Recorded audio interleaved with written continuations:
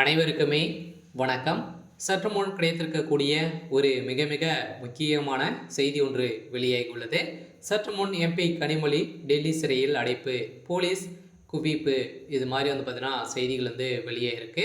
So ஏற்கனவே அமைச்சர் கனிமொழி அவர்கள் பார்த்தீங்கன்னா 2G வழக்கில் சிக்கியிருந்தாங்க இல்லையா? ஸோ 2G தொலை தொடர்பு ஊழல் வழக்கில் தீர்ப்பு இது தேதி இன்று பார்த்தீங்கன்னா வெளியாகி இருந்த சூழ்நிலையில் இதில் மரணம் அடைந்த சாதிக் பாஷாவுடைய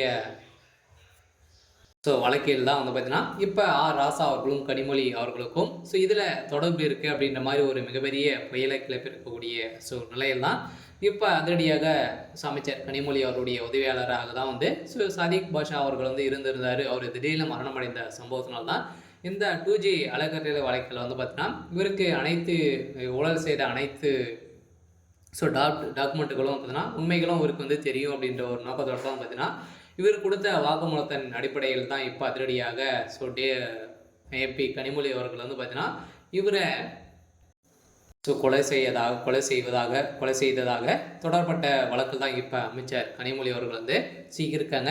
இதை பற்றி இந்த வீடியோவில் பார்க்கலாம். அதுக்கு முன்னாடி நம்ம சேனலுக்கு இப்போ தான் நீங்கள் முதல் முறையாக வந்திருக்கீங்க அப்படின்னா மறக்காமல் நம்மளுடைய சேனலை சப்ஸ்கிரைப் பண்ணி சப்போர்ட் பண்ணுங்கள்.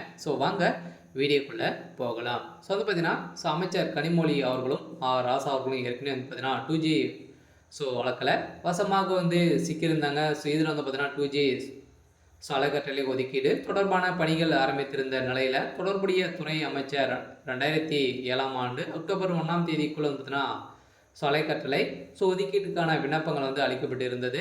இந்த விண்ணப்பத்தின் அடிப்படையில் பார்த்தீங்கன்னா திடீர்னு கனிமொழியுடைய உதவியாளர் பார்த்தீங்கன்னா மரணமடைந்த சம்பவத்தில் சாதிக் பாஸ் அவர்கள் மரணமடைந்த சம்பவத்தினால் தான் பார்த்தீங்கன்னா இதில் பார்த்தீங்கன்னா அதிரடியாக நிறைய மர்மங்கள் இருக்கு. அவருடைய குடும்பங்கள் வழக்கு பதிவு செய்திருந்த நிலையில் தான் திமுகவுடைய அமைச்சர் கனிமொழி அவர்கள் இப்போ டெல்லி சிறையில் அடைக்கப்பட்டிருக்காங்க. இதில் 2G வழக்கிலும் ஏற்கனவே மெகா ஊழல் நடந்திருக்கு. இந்த ஊழல்கள் அனைத்துமே தகுந்த தெரிந்திருந்த நிலையில் பார்த்தீங்கன்னா இப்போ விசாரணைக்கு உட்பட்டிருந்த சாதிக் பாஷா அவர்களை தான் பார்த்தீங்கன்னா திமுக மெகா இவங்களை கொலை செய்ததாக இப்போ தொடரப்பட்ட வழக்கில் தான் இப்போ கனிமொழி அவர்கள் சிக்கியிருக்காங்க.